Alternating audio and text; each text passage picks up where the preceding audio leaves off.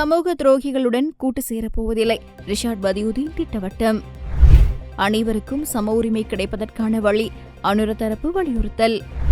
ரணிலின் தீர்மானங்கள் முன்னாள் நிதி ராஜாங்க அமைச்சர் அனுர அரசாங்கத்துக்கு கூறும் அறிவுரை. தாக்குதல் நீதிமன்றில் முன்னிலையான நிலந்த ஜெயவர்தன.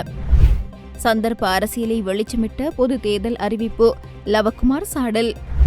மீண்டும் இந்தியாவுடன் கைகோர்க்கும் மாலைத்தீவு ஜனாதிபதி. கோட்டபாய ராஜபக்ஷ ஆட்சியில் முன்வைக்கப்பட்ட 20ஆம் திருத்த சட்டத்துக்கு ஆதரவளித்தவர்களுடன் எந்த கட்டத்திலும் கூட்டணி சேரப்போவதில்லை என முன்னாள் நாடாளுமன்ற உறுப்பினர் ரிஷாட் பதியுதீன் திட்டவட்டமாக தெரிவித்துள்ளார். கடந்த ஜனாதிபதி தேர்தலில் ஐக்கிய மக்கள் சக்திக்கு வாக்களித்த மக்களுக்கு நன்றி தெரிவிக்கும் கூட்டம் நேற்றைய தினம் மன்னார் மாந்தையில் இடம்பெற்றது. அகில இலங்கை மக்கள் காங்கிரஸ் தலைவர் ரிஷாட் பதியுதீன் அதில் கலந்து கொண்டு கருத்து வெளியிடும்போது மேற்கண்டவாறு தெரிவித்துள்ளார். தொடர்ந்தும் கருத்து வெளியிட்டவர் தவறு செய்தமைக்காக எமது கட்சியிலிருந்து விலக்கப்பட்ட சிலர் இன்று தாமாகவே கட்சியிலிருந்து வெளியேறியதாக கூறுகின்றனர். தவறு செய்தவர்கள் உடனடியாக கட்சியிலிருந்து நீக்கப்படுவர். இவ்வாறு தவறு செய்த 3 எம்பிக்களை எமது கட்சி நீக்கியுள்ளது. இதேபோலவே கிண்ணியாவை சேர்ந்த ஒருவரையும் நாம் நீக்கியுள்ளோம். இன்று அவர் ரணிலுடன் இணைந்துள்ளார். அது மட்டுமல்ல, கட்சியிலிருந்து அவர் தானாக வெளியேறியதாக ஊடகங்களுக்கு கூறுகிறார். மக்கள் ஆணையை மீறியவர்களுக்கு மக்களே பாடம் புகட்டுவர். எதிர்வரும் பொது தேர்தலில் எமது கட்சி அம்பாறை மாவட்டம் உட்பட பல மாவட்டங்களில் போட்டியிடும். சில மாவட்டங்களில் தனித்தும், இன்னும் சில மாவட்டங்களில் ஐக்கிய மக்கள் சக்தியுடன் இணைந்தும் போட்டியிடும். எம்மால் நீக்கப்பட்டவர்களை சேர்த்து உருவாக்கப்படும் கூட்டணியில் நாம் சேர மாட்டோம் என அவர் தெரிவித்துள்ளார். அனைவருக்கும் சமமான உரிமைகள் கிடைக்க தேசிய மக்கள் சக்தி நாடாளுமன்றத்தில் 3/2 பெரும்பான்மையை பெற வேண்டுமென கட்சியின் கொழும்பு மாவட்ட அமைப்பாளர் ஹேமந்த் தெரிவித்துள்ளார். நுவரெலியா மாவட்டத்தில் நேற்று இடம்பெற்ற தேசிய மக்கள் சக்தியின் பிரதிநிதித்துவத்தினை அதிகரிப்பதற்கான கலந்துரையாடலிலேயே அவர் இவ்வாறு கூறியுள்ளார். இங்கு தொடர்ந்தும் கருத்து தெரிவிக்கையில், சாதாரணமாக வரி செலுத்தும் அனைத்து மக்களும் துன்பங்களை தான் அனுபவித்து வருகின்றனர். அவர்களின் கல்வி தேவைகள், சுகாதார தேவைகள், சட்டம், அரசு நிறுவனங்களில் பெற்றுக்கொள்ள வேண்டிய தேவைகள் உள்ளிட்டவை நிறைவேற்றப்படும் போது அது பக்க சார்பாகவே நடைபெறுகிறது. இந்த நாட்டில் வாழும் மக்கள் என்ற ரீதியில் நாம் அனைவரும் சமமாகவே இருக்க வேண்டும். அவர்களும் மனிதர்கள் என்ற மனப்பான்மை எல்லோர் மத்தியிலும் ஏற்பட வேண்டும். எனவே எமது நாட்டில் சட்டத்திட்டங்கள் அனைவருக்கும் பொதுவானதாக இருக்க வேண்டும். ஆனால் மக்களின் வரிப்பணத்தில் வாழும் ஒரு சிறிய குழுவினர் மாத்திரம் அனைத்து சலுகைகளையும் அனுபவித்து வாழ்கின்றனர்.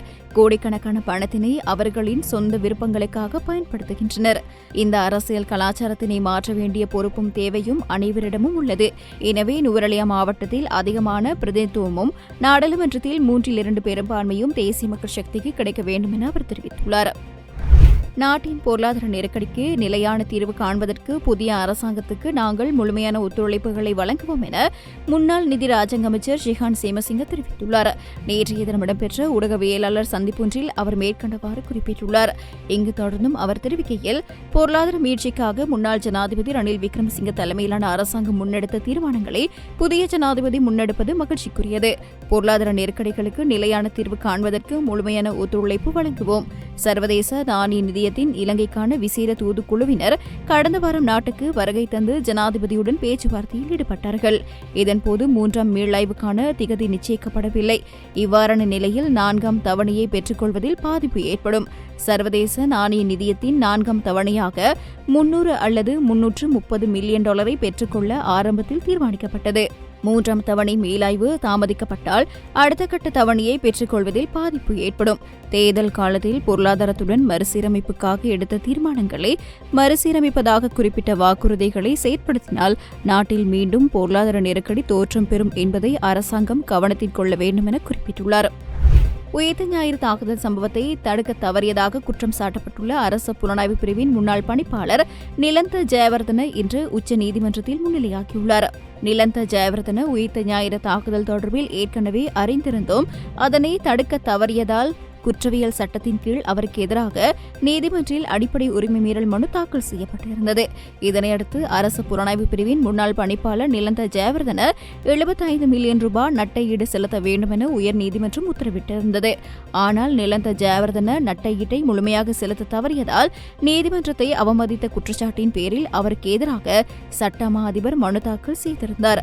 இந்த மனு மீதான விசாரணைக்காக நிலந்த ஜெயவர்தன இன்றைய தினம் நீதிமன்றில் முன்னிலையாக வேண்டும் என நீதிமன்றம் உத்தரவிட்டிருந்தது.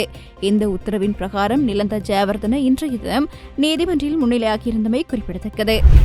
ஜனாதிபதி தேர்தலின் பின்னர் பொது தேர்தல் அறிவிப்பு வந்தவுடன் அரசியல்வாதிகளின் செயற்பாடுகள் எவ்வாறான சந்தர்ப்ப அரசியலை நோக்காக கொண்டுள்ளது என்பதை மக்களுக்கு வெளிச்சம் போட்டு காட்டியுள்ளதாக வடக்கு கிழக்கு முன்னேற்றக் கழகத்தின் தலைவர் லவக்குமார் சுட்டிக்காட்டியுள்ளார். களுவாஞ்சிக்குடியில் நேற்றைய தினம் இடம்பெற்ற ஊடகவியலாளர் சந்திப்பின் போது அவர் இவ்வாறு குறிப்பிட்டுள்ளார். அரசியல்வாதிகள் யார் யார் என்னென்ன முகத்தோடு இருந்தார்கள் என்பது மக்களுக்கு திட்ட தெளிவான வெளிச்சம் போட்டு காட்டிய விடயமாக மாறியிருக்கின்றது.